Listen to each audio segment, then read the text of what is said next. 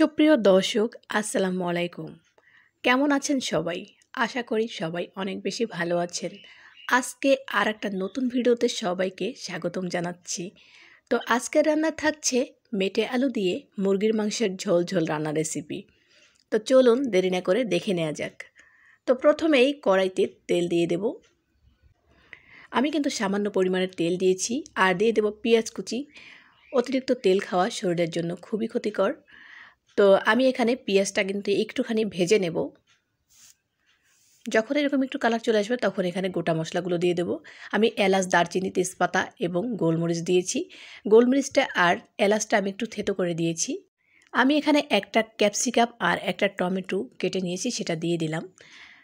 তো ক্যাপসিকামটা না দিলে নাই দিতে পারো, আমি কিন্তু কাটা ছিল বাসায়, তো আমি এখানে দিয়ে দিলাম সেজন্য।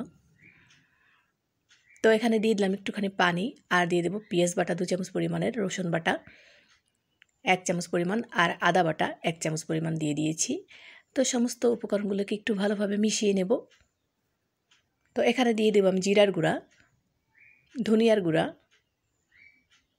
আর দিয়ে দেব গরম মশলা, হলুদের গুঁড়া, দিয়ে দেব মরিচের গুঁড়া। সমস্ত উপকরণগুলোকে দিয়ে ভালোভাবে মশলাটা কষিয়ে নেব। যে কোনো মশলা একটু ভালোভাবে কষালে কিন্তু খেতে অনেক ভালো লাগে, আর মশলা থেকে যে কাঁচা গন্ধটা সেটা কিন্তু আসে না। তো এখন আমি মুরগির মাংসগুলো দিয়ে দিলাম। মুরগির মাংসটা দিয়েও খুব ভালোভাবে কষিয়ে নেব। তো এখন আমি আরেকটু পানি দিয়ে দিলাম মুরগির মাংসটা ভালোভাবে কষানোর জন্য। মেটে আলু যেটা আমরা মাটির নিচে লাগানো হয়, অনেক দিন পর উঠানো হয়, সেটাকে বলি মেটে আলু বা মাইটে আলু। গ্রাম অঞ্চলে মাইটে আলুই বলে এটাকে। যাই হোক, আমি পরিমাণ মতন লবণ দিয়ে দিলাম। আর এই মেটে আলুটা দিয়ে মুরগির মাংস রান্না করলে খেতে অসম্ভব মজার হয়। তো ভালোভাবে মশলাটা কষানোর পরে আমি কিন্তু এখানে একটা নর্মাল আলু কেটে দিয়েছি, বড় সাইজের। যেহেতু মেটে আলুটা একটু কম ছিল, তো আমি এখানে একটা আলু কেটে দিয়েছি সেজন্য। আর মেটে আলুটাকে আমি আগে থেকে সেদ্ধ করে নিয়েছিলাম। তো এখন দিয়ে দিলাম পরিমাণ মতন পানি। আগে থেকে সেদ্ধ করে নিতে হয় এই আলুটা, তারপরে এখানে দিয়ে দিলাম। তো আমি খুব ভালোভাবে সেদ্ধ করিনি, তার জন্য এখনই এটা দিয়ে দিলাম। তো এখন ঢেকে কিছুক্ষণ রান্না করে নেব। তো কিছুক্ষণ রান্না করার পরে আবার নাড়াচাড়া দিয়ে দেব। আমি এই তরকারিটা একটুখানি ঝোল রাখবো।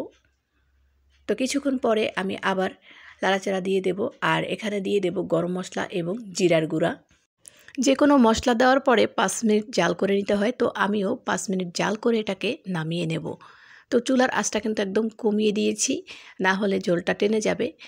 তো আমি একটু ঝোল ঝোল রান্না করব। তো এখন নামিয়ে নেব। তো খুব সহজেই রান্নাটা হয়ে গেল।